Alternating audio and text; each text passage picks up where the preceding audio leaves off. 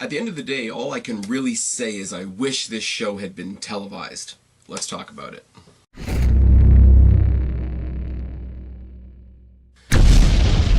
What's going on, everybody? It's your buddy, it's your pal Spaz Phoenix, the YWC Reality Check here with something a little bit different. I mean, you guys know when I go to the Destiny shows, I typically throw up a quick slideshow of what I saw when I was there, a couple videos, etc., highlights, let you guys know what I got to see, because it's not televised, other than Fearless last year, which was awesome.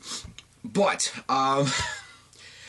I felt remiss if I didn't come up and say something about this show I was at this past Sunday. And I mean, if you're not in the area and you didn't catch this because it wasn't on TV, you're probably not going to care. So I'm probably rambling to the wind, but I hope it encourages you to check out Fight TV next month, February 23rd, when they do the ritual, which will be on iPay-per-view, and I will be letting you guys know about that as we go along. If you see me looking around, waving my hands around, it's because there's no notes. I really just want to come up and do this sort of, I mean, not to be a pun on my other series, but I do kind of want to do this off the cuff and just let you guys know a little bit about the fun show that I was at, because a lot of it does lead into the ritual. So if you're thinking about getting that, or you're going to be there live, maybe this gets you more hyped or something, or maybe you're just hearing me ramble about an indie show that I was at that was really awesome. Destiny's Carnage was this past Sunday night at the Don Koloff in Mississauga. I love being there. It's so different from WWE. I mean, I'm sure anybody that has their favorite local indie fed says the same thing. You know, it's very, very different from WWE. But it really is a lot of fun. I've got one or two people there that recognize me now, not as, you know, Big Spaz Phoenix, the YouTuber, whatever, because that's not a thing. Let's be real for a second. But quick shout out to Danny Death Machine, who brought all the fucking streamers. That was awesome. The show itself, let me just say, it's cold as fuck in Ontario right now. We were outside for quite a bit, but it was worth it. We got in there. I think things started a bit later than they meant to. Started off with a cool tag team match. Unfortunately, because I'm a shitty person, I can't remember anybody's names. If you guys remember me telling the story about a tag team match that happened at Fearless with the Desi Hit Squad taking on two guys from Canada, and the match not even being able to start because the entire ringside area started singing "Oh Canada," which I thought was really great. It was that Canadian team versus two other fellas, both of whom were quite small, and that's really where the focus of the match went, unfortunately. All four guys in the match, athletic as fuck, but because the two other guys were smaller, we got chants of, like, where's your parents, how old are you? I think somebody mentioned child services, and it wasn't in reference to Sean's View Entertainment, so that's a plus. I think somebody was chanting booster seat at one point. Somebody next to me was chanting, where's your ID? It was all really good, and I mean, obviously the baby faces went over, and it was a lot of fun. Now, I guess because it's not televised, there's no such thing as a dark match, but that was, I think, pretty much the dark match. What? Sorry. Feeling like shit, coming off of a really cold weekend. Excuse me once again. The first, I guess you could say, main match was Destiny Wrestling's take on the Money in the Bank match, which they called the Cash It In briefcase. If you're going to see the pictures later on in this video, you're going to see the briefcase, and you're going to see all the glory that went with that. There's a lot of videos as well, so stay till the end so you can see the videos. Now, in this match, there was ACH, who I'd never seen before. There was All Ego Ethan Page, who I'd never seen before.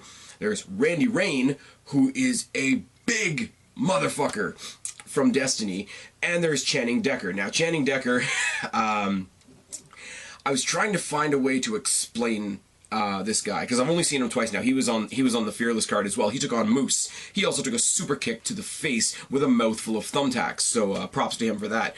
And so after that, I thought, our interim champion is Josh Alexander, who we're going to talk about later on, and I looked at this guy, and I'm like, I've never seen this guy before, but I really, really, really want to get my 2 cents out there.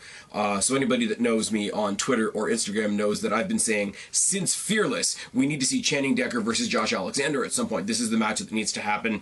I did a big poster thing to Destiny, like, hey guys, this is the, like, just being a pain in the ass fan, not that anybody is anything, but he was in this Cash It In challenge ladder match, and he ended up winning, spoiler alert, but after the match, I actually had the fortunate opportunity to shoot the shit with him for like 2 or 3 seconds. Not that it's anything big. And I just like, hey man, great match. I've been telling them you were going to come for Josh sooner or later. He looks at me and says, Phoenix. I'm like, that is the coolest thing possibly that has ever happened. Really, really cool dude. Like I say, second chance I've had to, you know, exchange 5 or 6 words with the guy. And the guy is really, really good as well. But I was trying to explain him to a bunch of friends of mine that are only WWE fans. And the best description I could come up with, and it still sucks, I'm just going to put it out there right now. If Dean Ambrose and The Miz had a love child that existed in the prime ECW era, that's a way terrible way for me to explain it, but it's the best I can come up with. I'm really sorry in advance. Anyway, he won that ladder match. There's a bunch of wicked spots. He took a pulling pile driver through the if anybody remembers that match where Kalisto did the Salida del Sol through the flat ladder, well, he took a pulling pile driver off one of the ladders through that. You're going to see it in the videos later on, and as well as there was a sunset flip Tower of Doom off of one of those things as well. Absolutely ridiculous. Everybody else in the match was great. Never seen ACH or All Ego Ethan Page before either, and everybody that was like, hey, you're going to go see one or the other of those guys was absolutely right. And as I say, Randy Rain is a terrifying individual, but Channing Decker gets the dupe at the end of the day, and then he gets attacked by some big motherfucker that I don't know. Now, we could have a clue as to who this guy was, because, as I mentioned, The Ritual, next month in February, is a co-branded pay-per-view between Destiny and Blackheart. Actually, all the magnets are falling down. Anyways, it's this right here, The Ritual. It's going to be really cool, but it's all Destiny versus Blackheart, and they announced later on that night that Channing Decker was going to be taking on their wrestler who I've never heard of before, no offense to anybody, by the name of G Raver. And it's going to be a blood sacrifice, no holds barred match, rated 18+. And then the announcer went into this big spiel about, you know, sending all the young children into the lobby, etc., etc., etc., which was a really nice touch, actually. I'm gonna laugh if that actually happens. But if that's who that guy is, then that makes sense. If that's not who that guy is, then I'm wrong and I look silly one more time on the internet. But he's got that to look forward to. He's got the match with Josh Alexander at some point to look forward to. And we move on. We had SHOTZI Blackheart, who's another one that I saw at Fearless for the very first time. Met her. She was an absolute sweetheart. Got a t-shirt of hers. Wore it to this show. She took on Casey Spinelli, who I got a chance to shoot the shit with this time around, who gave me absolute shit for talking to her in a t-shirt of the girl she just finished facing in the ring. The match was a lot of fun. SHOTZI Blackheart is all the best, and again, I can only translate it by like WWE terms, but it's like the greatest parts of Lita, Nikki Cross, Daphne, that kind of thing. Casey Spinelli at the beginning of the match asked the referee to check her to make sure she wasn't a dude. And Casey Spinelli has this whole thing with the crowd where the crowd chants 2 scoops at her. Not going to get into why, because that's not very gentlemanly of me. So immediately when she asked the ref to check SHOTZI Blackheart, and SHOTZI Blackheart, you know, played into it the whole time. I got more balls than you, da da da. The crowd started chanting 2 balls. Which was fantastic. And the match was like character driven. There was a lot of funny matches, a lot of funny moments throughout all the matches throughout the night. This one in particular, but the work on top of that was fantastic. SHOTZI Blackheart coming out on the good end of that. So 2 people that I'm in favor of, 2 back-to-back wins for people that I really like. The next was the Desi Hit Squad taking on Stone Rockwell and a mystery partner. Now, Desi Hit Squad is apparently from TNA. I don't watch TNA. Somebody help me down in the box below. Now, they were taking on Stone Rockwell. And Stone Rockwell is what I would say a great example of... I mean, I know a lot of people out there don't like comedy gimmicks. But comedy done really, really, really well. It's a playoff of an Indiana Jones character, realistically. He's the first ever adventurer in pro wrestling. And he plays off the comedy, and he's so self-deprecating with his comedy. It's fantastic. He's like, I'm going to be completely honest with you guys. I couldn't find a partner. Da-da-da-da. I'm going to take you on 2-on-1. But before that, there was a great bit of heel promo work from from the Desi Hit Squad. Now, you have to understand, this is in Mississauga, which is next to Brampton. Brampton's where I live. And there is a very prominent Indian population in Brampton. So they went into this big whole spiel about how they hate being in Mississauga, they hate being in Toronto, they'd much rather be in Brampton. I popped a lot for that. It was really, really good. And on top of that, we got a Brampton chant out of it, which was even better. The match went on for a little while. Iceman, who's one of the authority figures in Destiny, said, okay, that's enough, play the music, his partner needs to come out. Now, Destiny had just had a show in Sarnia a couple days beforehand, and it had turned out that Stone Rockwell's partner was Hornswoggle. And I'm thinking, as much as I would pop for Hornswoggle, as much as that would be like the absolute banter for this banter match, I'm like, no, there'll be something else. And it wasn't Hornswoggle. It was, if you believe it, it was Anthony, I cannot pronounce his last name to save my life, but Santino Marella. Santino Marella, who comes out in his pants and shirt, takes the shirt off, got his wrestling gear on underneath, but he's wrestling in like dress pants and the top half of his ring gear. He gets the tag, does the Cobra, does the whole fucking spiel. It's great. It's a lot of fun. They both do the Santino trumpet bit on the way out. Desi Hit Squad takes the L, but I mean, with the ties that Santino has to Destiny, you didn't really think he was going to lose, did you? One of the crossovers from NXT UK was Tyler Bate. Tyler Bate and Trent Seven and Pete Dunne have been a big reason of why I started going to the Destiny shows. I started going to Destiny shows because I saw a flyer that said Pete Dunne versus John Morrison. Didn't know anything else about the rest of the card. Pete Dunne versus John Morrison. I looked at my sister-in-law. I said, this looks pretty badass. You want to go do it? It's not WWE, but let's check it out. And that was, you know, our mindsets at the time. And then from there, I got to see Pete Dunne versus Morrison. I got to see Pete Dunne versus Austin Aries. Pete Dunne versus Marty Scurll. Pete Dunne versus James friggin' Ellsworth, of all people. And now, tonight, I got to see Pete Dunne versus Josh Alexander, which, again, we're going to talk about in a bit. Now, thing about this match is we just had the NXT UK TakeOver Blackpool, the pay-per-view with the big-ass long name, where in his particular match, I think Tyler Bate was like the smallest guy in the match, and then you've had him and the rest of British Strong Style going up against Gallus, who are huge. Now you got this match where you got Aiden Prince, who's phenomenal, and another guy that is really somebody that I wish I got to see more of, but he's the bigger guy in the match, which I'm not used to in a Tyler Bate match. Now, the match was cool. There wasn't as much comedy, but as you say, British Strong Style really do go in a trio, or at least a tag team a lot of the time. So the people in my section started chanting out, "Where's Trent Seven? Where's Trent Seven?" Now, he shouted something back at us. It was either he's in London or he's on vacation. I couldn't make it out, and nobody around me could make it out either. Either one of those responses is entirely fine. The match was great. The match was the one that stuck out as like the worst, other than the main event. Again, like I said, we're going to talk about that in a minute. Other than the main event, it stuck out as sort of the amalgam match. And what I mean by that is you look at a match and there's a brawl, there's a striking match, there's a grappling match, there's a submission match, there's, you know, especially with the British guys, you get into a lot of that joint manipulation type stuff, or a certain match goes a certain way, or you get a high flyer match, which is an entirely different endeavor altogether, or a hardcore match. There was a little bit of everything in this match. Again, I'm going to tell you, hang around till the end of the video, you're going to see some of the video clips that I got. They're just on my phone. They're kind of shitty because they're from my phone. Cut me a break. But there's a sequence that they do where one goes up and misses and comes back and hits a move anyway and tries to go back up again. And it's really, really good. And Aiden Prince is not the biggest dude in the world.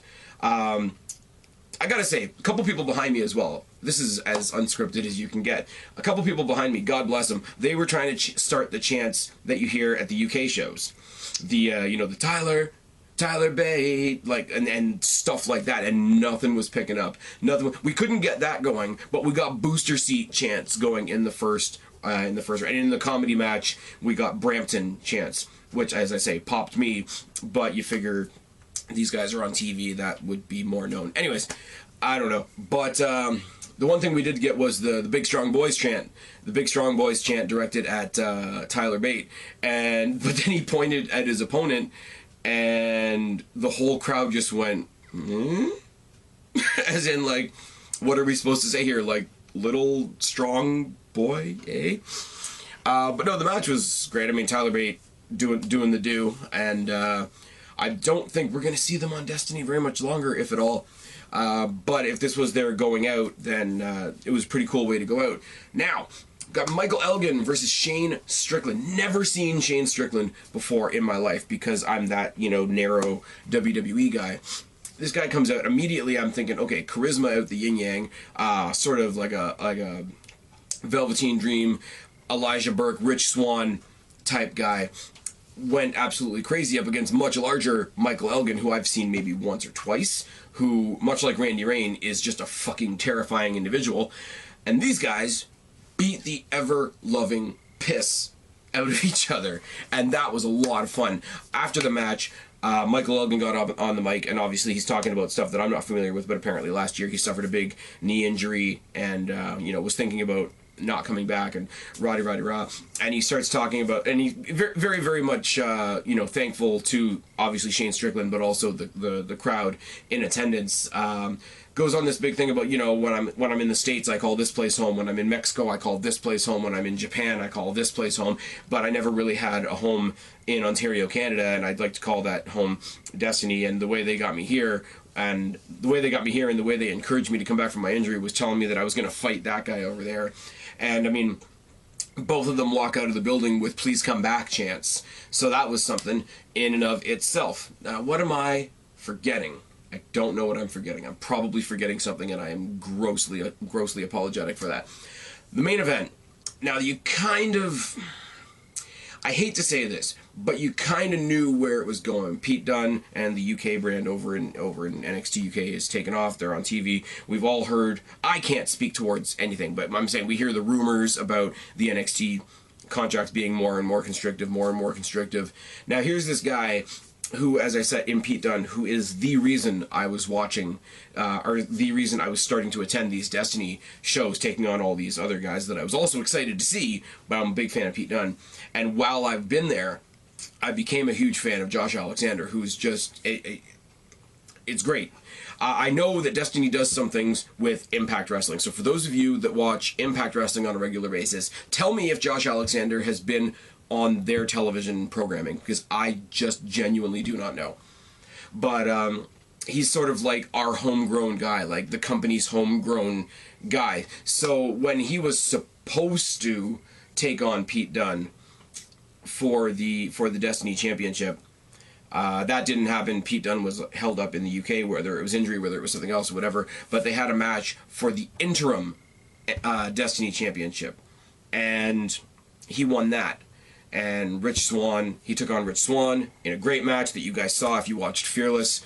That was really cool.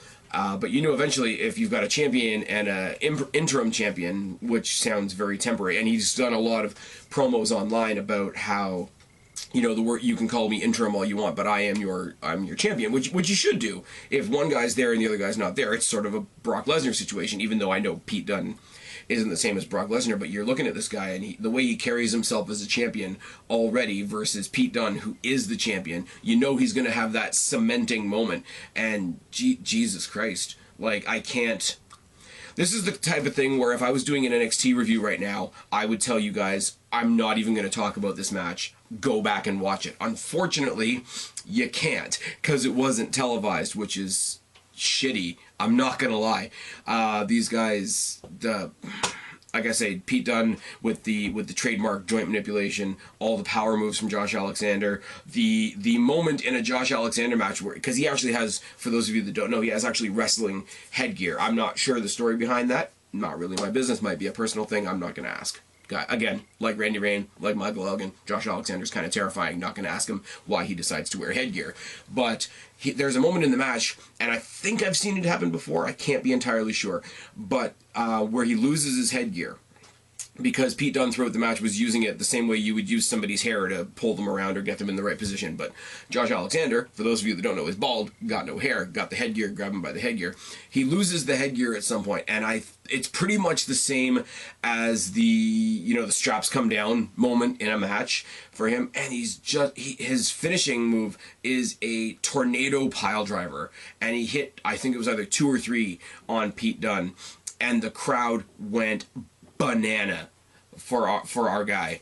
And it's not like, if somebody showed up that just wasn't popular, it's not like, James Ellsworth, unfortunately, now, or Enzo Amore now, they genuinely get booed out of the building. Pete Dunne was getting respectfully booed because he was going up against our guy, and it was a very cool feeling. I will say, there was one dickhead across the ring from us, and you'll see him in the videos, bright red hat on him, looks like a MAGA hat, but it's not, who the entire match was just chanting "loser weight."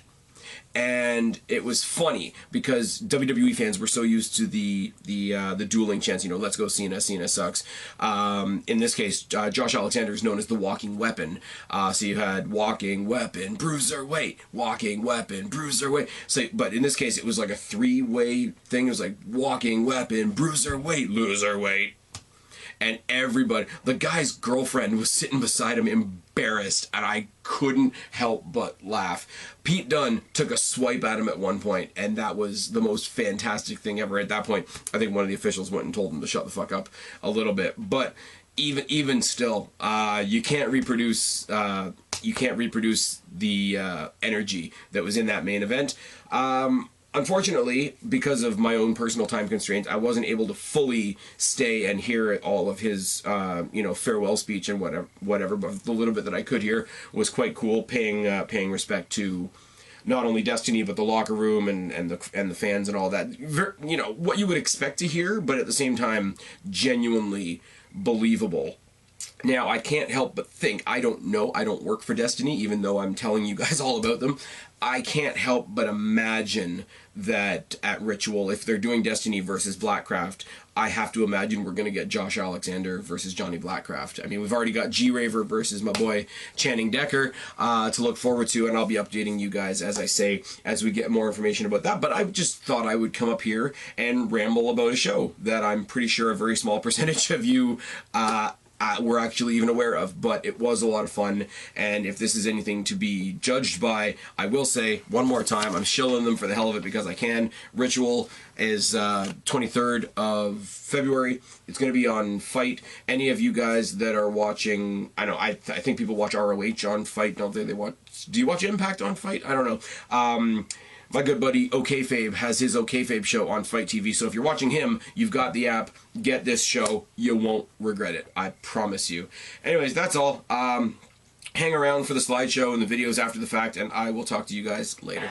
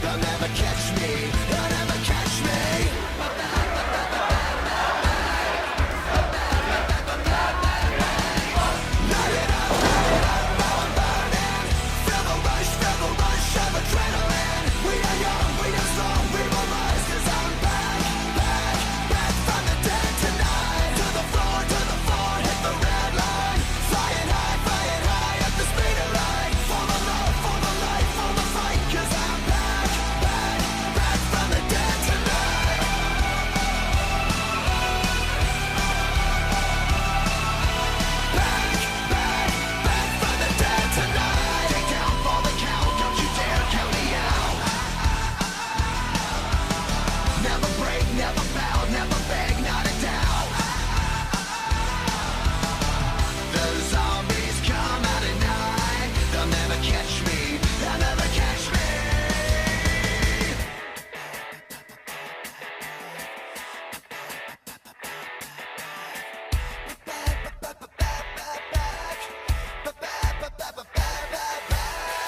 Light it up, now I'm burning. Feel the rush of adrenaline. We are young.